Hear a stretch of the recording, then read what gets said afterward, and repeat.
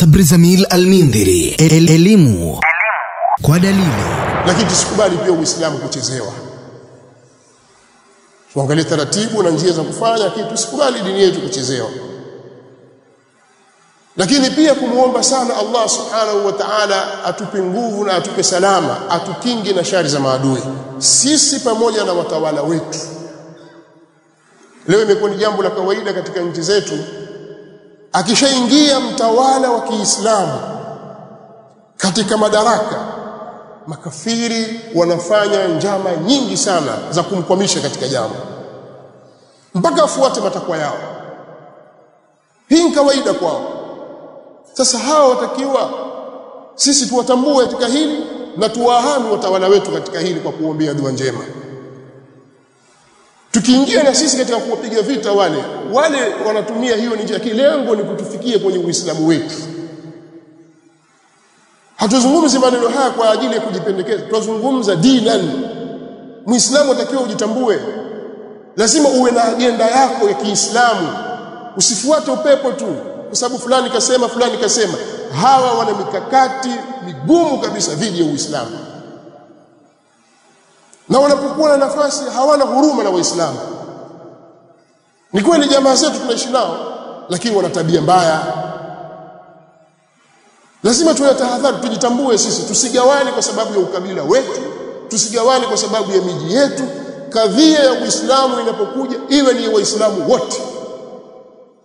Lakini silaha yetu kubwa kabisa sisi ni kumuomba Allah Subhanahu wa Ta'ala, baada ya sisi kurudi kwake, tukatengeneza Uislamu wetu, tukarudi kwake kwa tauba, kwa sababu ya madhambi tunayoyafanya, Allah anatusaliti na maadui.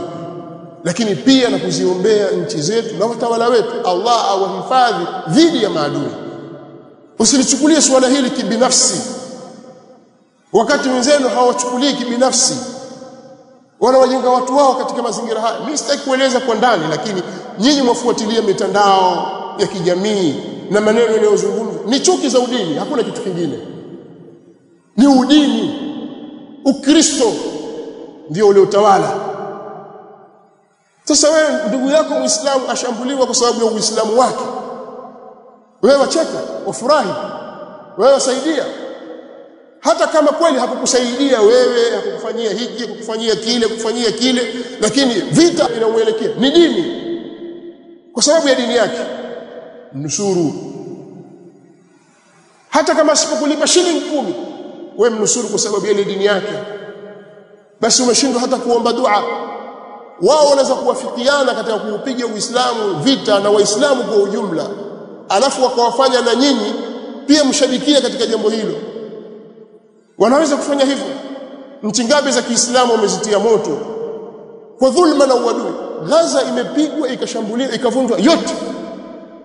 Waislamu wangapi wamechukulia kwamba lile ni jukumu lao kwenye Gaza? Ukiangalia Waislamu wengi kuwasikiliza, utawasikia wakilaumu nchi za Kiarabu. Nchi za Kiarabu wanafiki, wameshindwa kuungana kumpiga Mpalestina. Wewe umefanya juhudi gani wewe sasa? Hata ulisimama usiku katika dua zako, ya Rabbi wanusuru ndugu zetu walipo Gaza, uliomba dua. Mchango wako wewe nini katika jambo lile? Huna mchango wote, wewe ni story tu. Yule kashindwa, wewe umeweza nini?